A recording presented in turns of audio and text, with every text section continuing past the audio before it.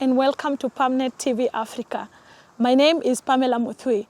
Today we bring you conversations that are educative and insightful, all the way from Rongai off Magadi Road, next to the National Park at Oseki Farm. We're here to meet the incredible Makena, the group CEO for Tuzi Limited. Her story is amazing, amazing. Kujeni twende. Remember to follow us on our social media pages. But first, wacha tusikie hii story.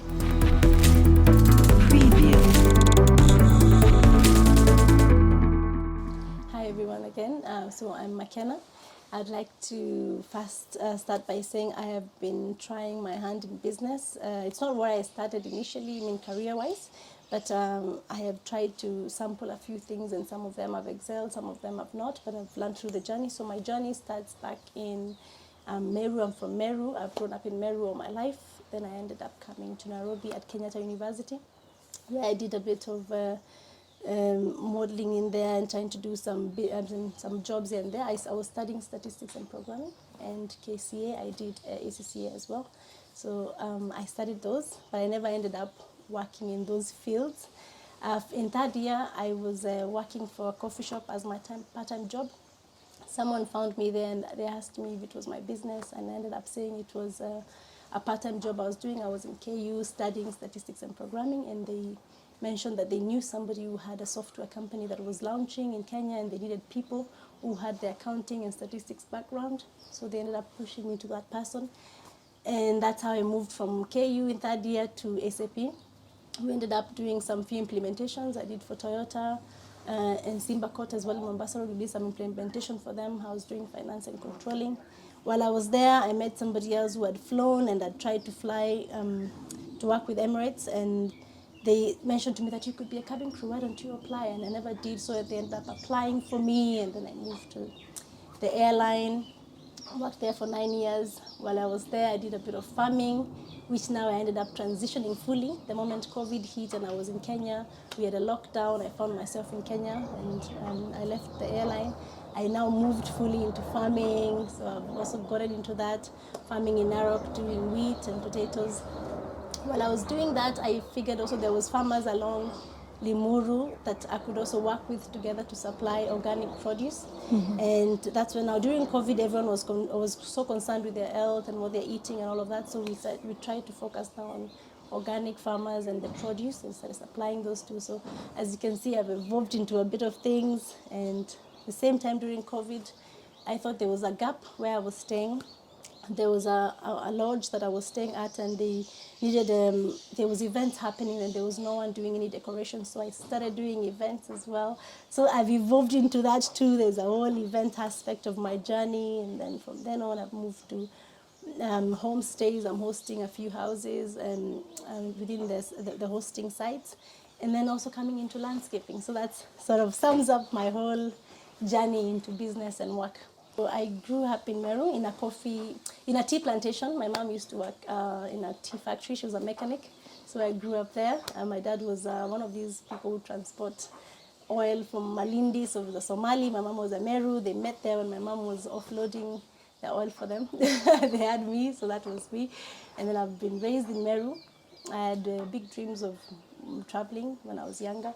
And so I think in high school I took up German, because I wanted to go and work and live in Germany or any other country. So that was my start. I figured if I can start with Germany, then I can move to other countries as well. So I did a bit of that. And Meru was what I knew for the longest time, until I came to Kenyatta University in 2008.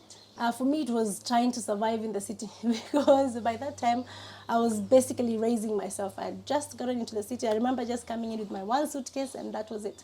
I arrived in the city, and then I tried to get a hostel. I didn't get, so I ended up staying outside of the campus. So it was having to survive now, paying extra, because my family assumed the moment you get into the city, you get an hostel, so you're good to go, you're sorted. But then they didn't know when you come last, like I did.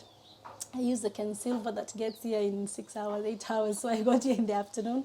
The hostels are pretty much done, so I had to stay outside, which was a bit more than I anticipated with my little help money. So I ended up doing all these part-time jobs. So for me, that was what I was used to from first year. So I was doing part-time jobs here and there, selling coffee here, working in a restaurant, doing sales for companies, trying to do modeling as well, to do hosting jobs. In that moment when I was selling that coffee, it was a Turkish fair, and this person walks in. They were working in youth fund. It's a very key person in my life.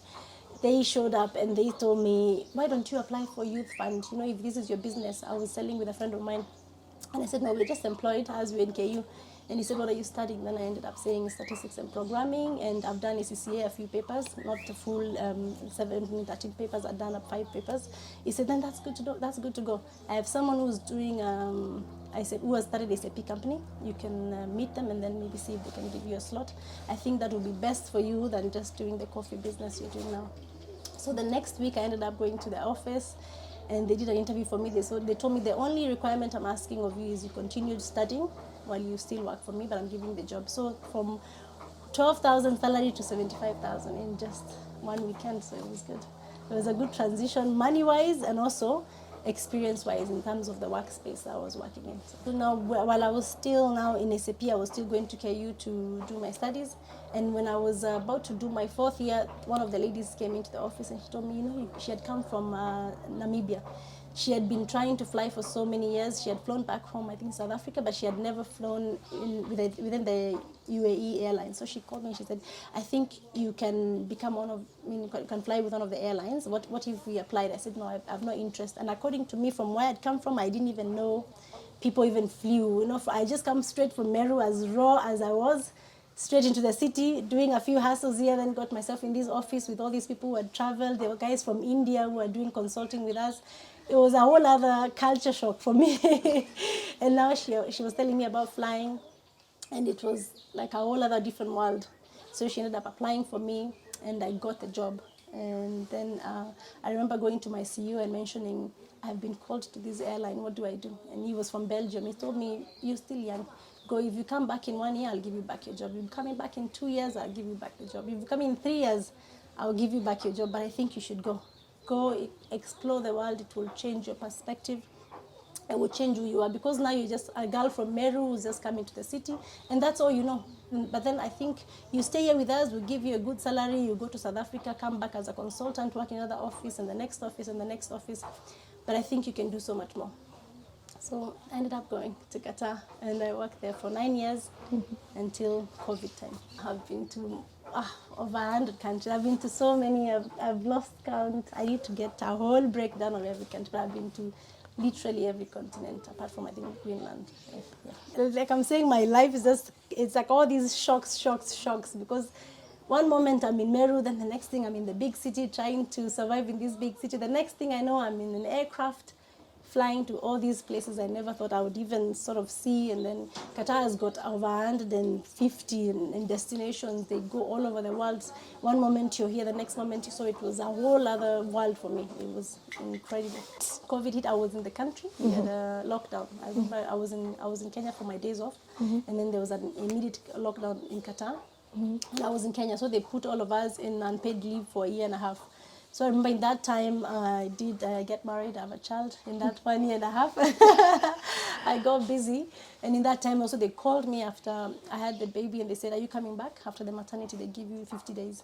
So I said I wasn't ready to come back. So they gave me like 3 more months unpaid leave. I said, I think I wasn't ready. They gave me 3 more months and then I had to now resign. I said, officially, I really can't go back. My child was still very small and COVID was still a thing. Everyone was still scared. 2021, everyone was still scared of being out there.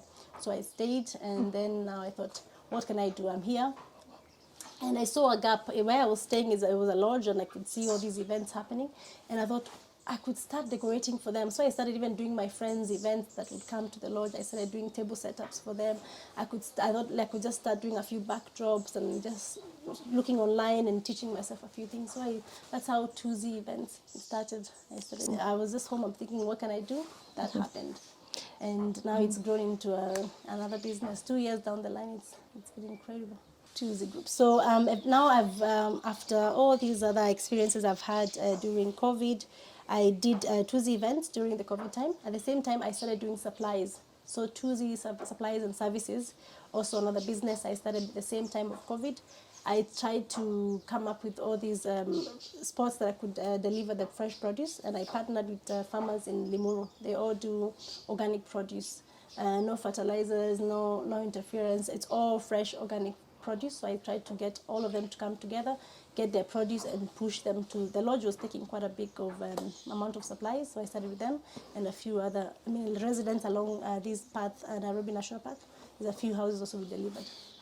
Yeah, so that's 2Z supplies started there. So now eventually, over the next couple of 2 years now that have passed, I've ended up forming a 2Z group because a few other things have come in. There's been 2Z homestays, which has come in. During COVID as well, I had a villa I started hosting, and then I've ended up picking up a few other homes along the national park that I want to put together, and all these other unique houses that I can host and form 2Z homestays.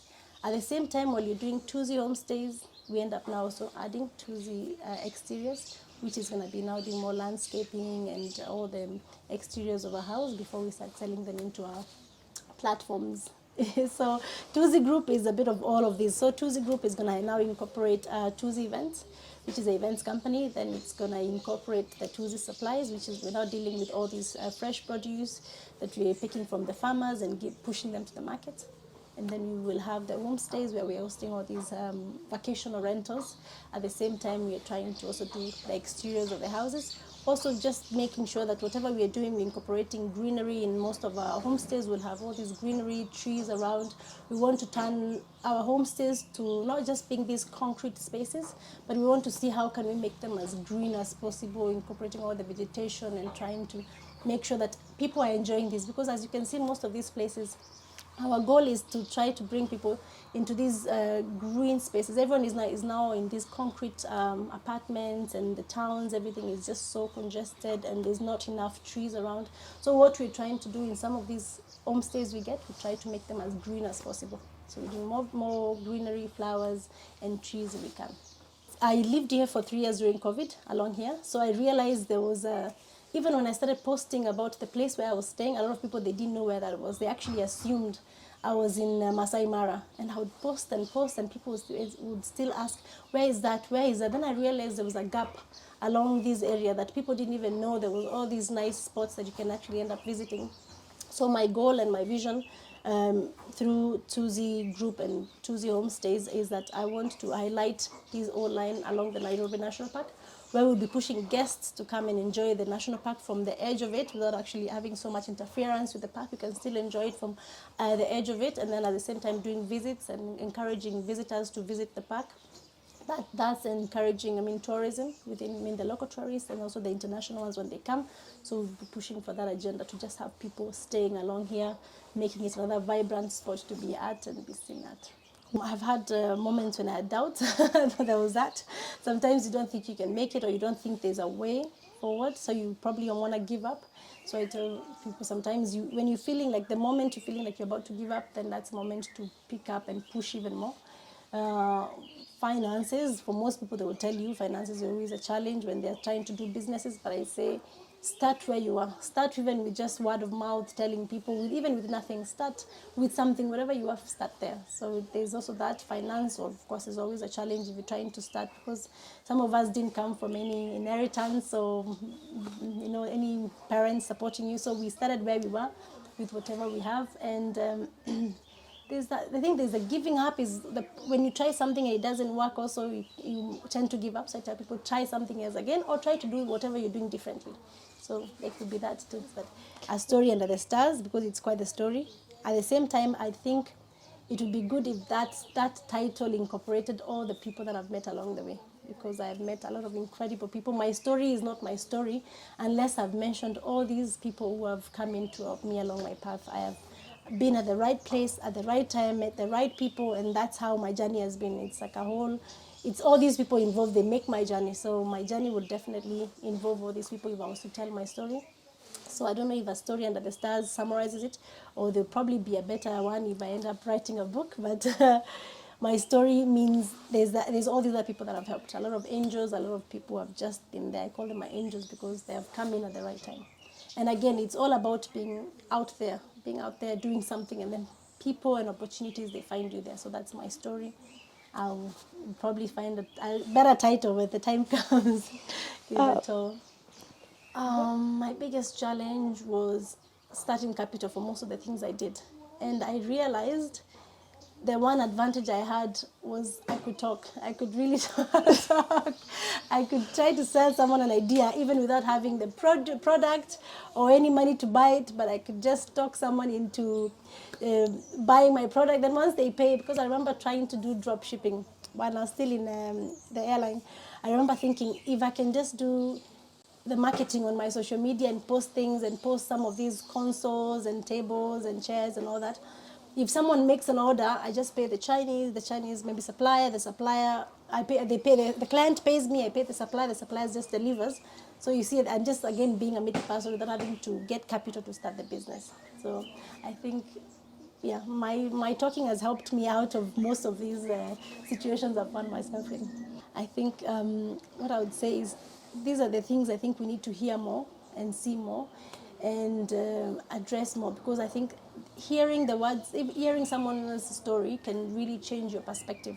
It inspires you because it makes you think this person has really done it, and this is their story, how they have done it. Maybe I could also do it. So I think some of these stories should be highlighted, should be heard more to encourage other people, because there are people out there looking for some hope. They're looking for some sense of inspiration or direction, or even just a different perspective. Maybe they probably even thought of the same thing this person is doing, but then once someone highlights it differently, they think, oh, so it's possible, it can be done. And if they have challenges and they realize also they overcame their challenges, so I could also overcome my challenges. And at the same time, they feel relatable, because these are not people from other countries. They are people we know here. It's even someone probably you know from social media, or your neighbor, or someone you know. So some of these people, they make you realize, if they have done it, then I could also do it. It's someone like me. So it makes our challenges less daunting. I would like to say. My parting shot is wherever you find yourself, give it your all. Whatever situation you're in, give it your all, and just have faith in God, because He opens doors. He opens doors and He will do it for you. So keep pushing and stay positive. It will happen. What I would tell anyone, like I always say, is that do whatever you can, wherever you find yourself at. Whatever situation you're in and you find yourself there, give it your best. If you find yourself selling tea and coffee for some people and that's not what you studied, do that and excel in that. Somebody will probably find you there and offer you a job while you're still there. If you find yourself doing something else, maybe in a farm, doing carpentry or something, whatever business you find yourself doing, give it your all. Whatever thing you probably think you're meant to be doing from your career, maybe you might not end up doing it, and you might actually succeed in whatever you end up doing on the side. So whatever you find yourself doing, do it, and do it with all your might, give it your best, and then God will open His ways, because He always does. We have had a very beautiful day at Oseki Farm around the Nairobi National Park. I hope you have enjoyed our conversation with Makena, the incredible group CEO for Tuzi Group. Indeed, we shall be looking forward to coming back just to see the transformation that they will have been able to do over here. Asanteni sana sana sana.